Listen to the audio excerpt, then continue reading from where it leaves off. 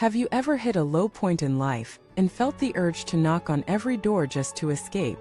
Have you ever wondered why no one truly understands you when you're in pain, even when they try? Welcome back to the channel. I'm your host, and today we'll explore something tender, raw, and universal: the art of surviving emotional winters.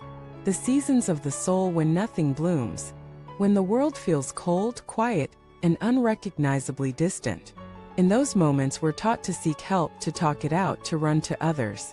But sometimes, just sometimes, the deepest healing comes not from reaching out, but from reaching in.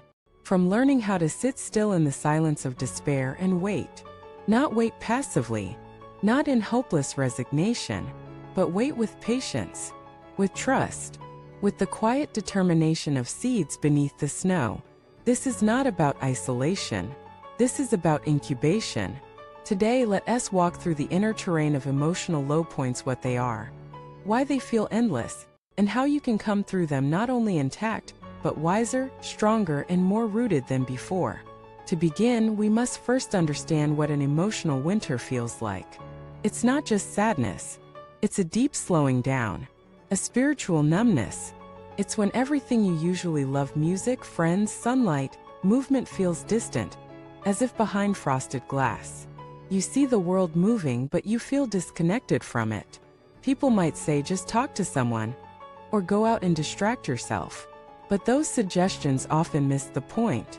When you are truly in your low season, even words can feel too heavy. Explaining yourself feels like work.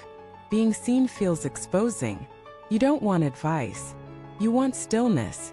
You want to breathe without performance, to exist without being fixed.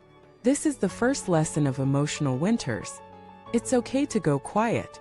You are not disappearing. You are deepening. Picture this: a tree in winter. No leaves, no flowers, no fruit. From the outside it appears dead.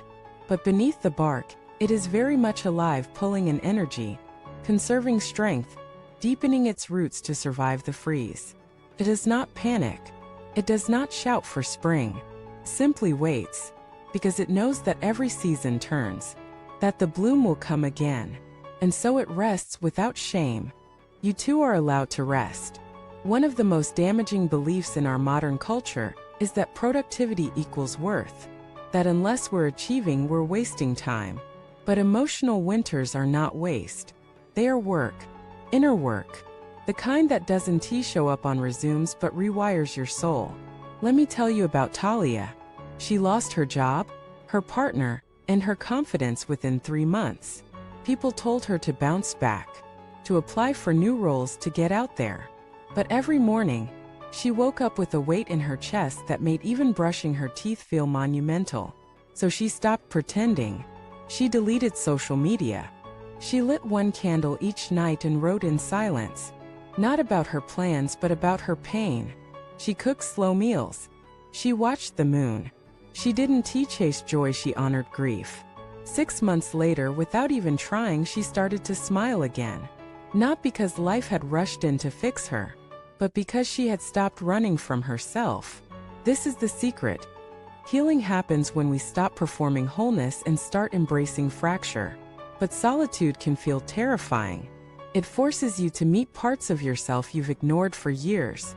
The anger, the fear, the disappointment, the shame, all rise to the surface when distractions fall away. And yet, that's when true transformation begins. Because what you face you can name. What you name you can understand.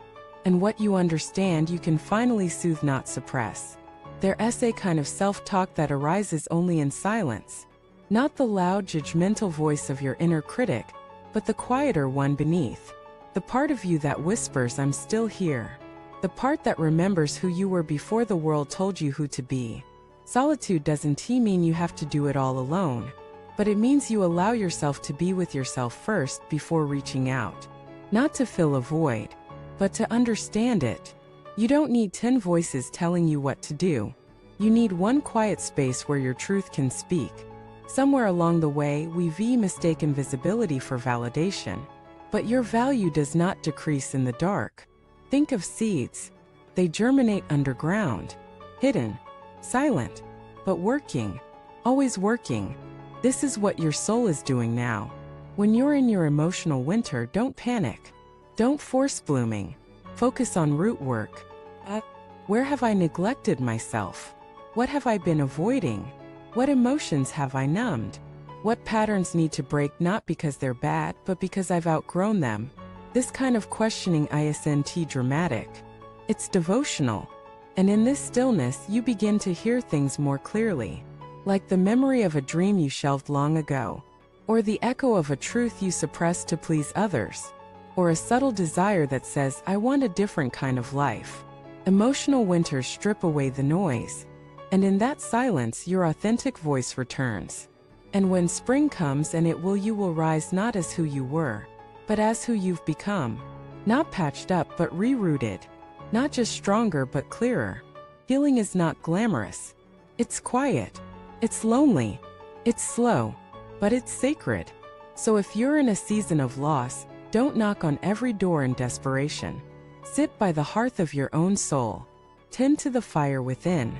Let your breath remind you, I am still here. I am still enough. Spring is not something you chase. Something you prepare for. And it will find you. So trust the quiet. Trust the stillness. Trust that the life you long for is already growing roots beneath your feet. If this message found you in your winter, I invite you to share your story in the comments. Let us create a space where silence is respected, where healing isn't rushed, and where every soul feels held. If this spoke to you, like this video and don't forget to subscribe to the channel. There's more light, more depth, and more peace waiting in the next season.